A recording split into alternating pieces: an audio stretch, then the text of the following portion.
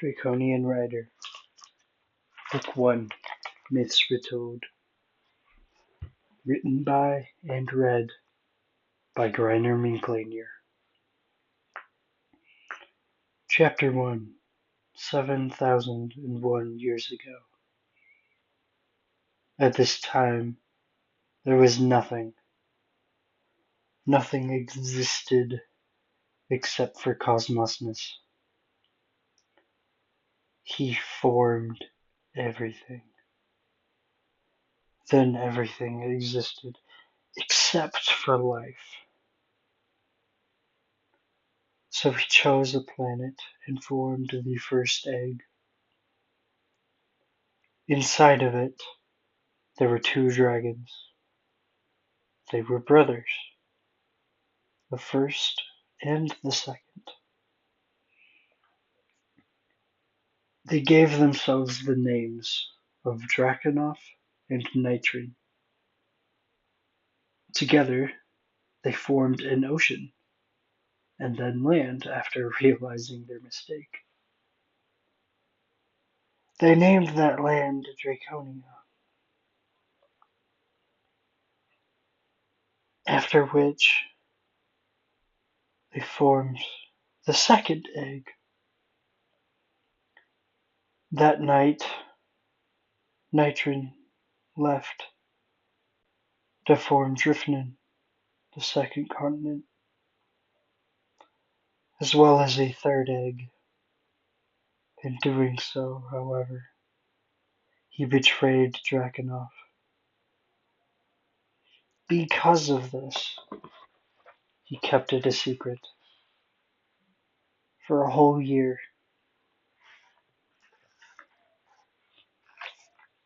Drackonoff and Nitrine were ecstatic.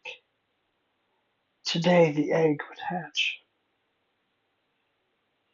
As they watched, cracks appeared on the egg. They started small, slowly growing larger.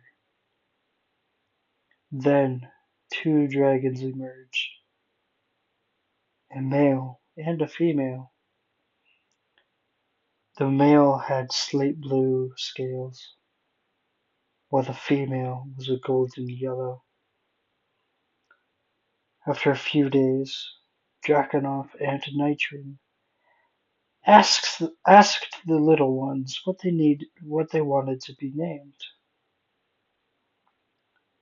The male told them he wanted his name to be Guidel. The female said she wanted her name to be Sunio.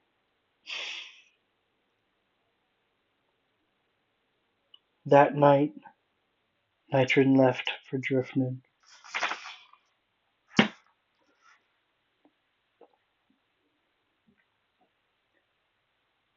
Drackonoff went off to find him,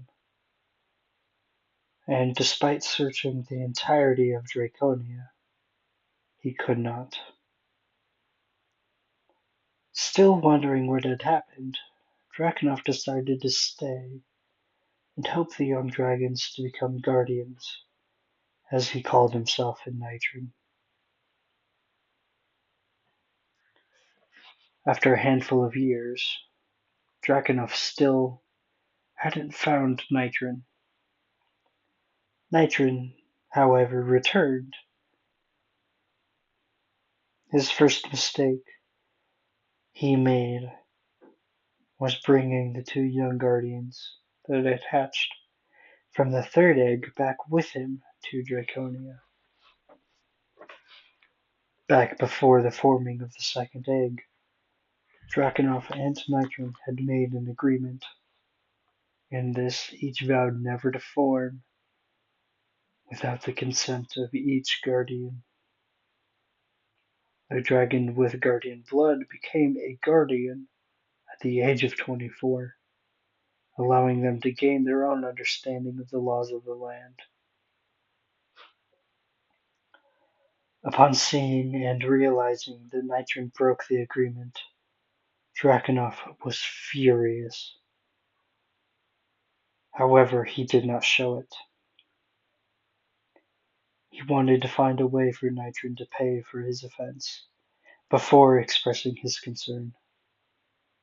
So he decided to meet the young guardians while he waited. This egg again produced two guardians. However, this time both were female.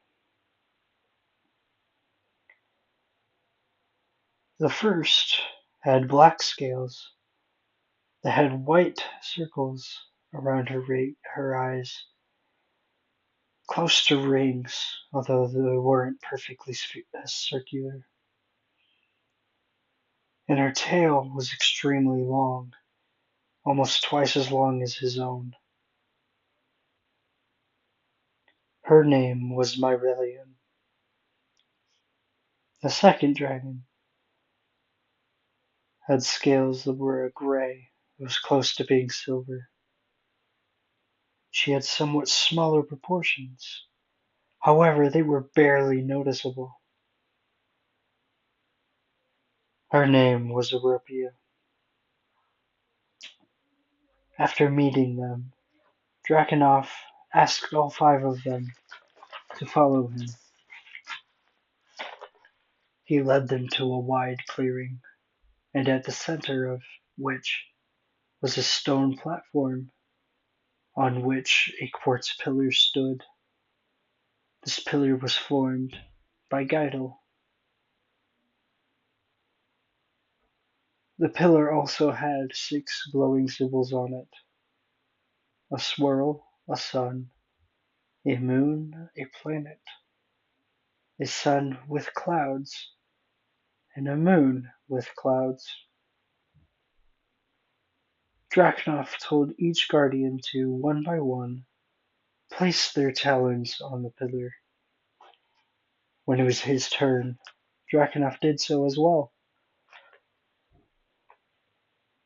Upon doing so, he saw everything that was lit up by the sun. All at once. He was entranced.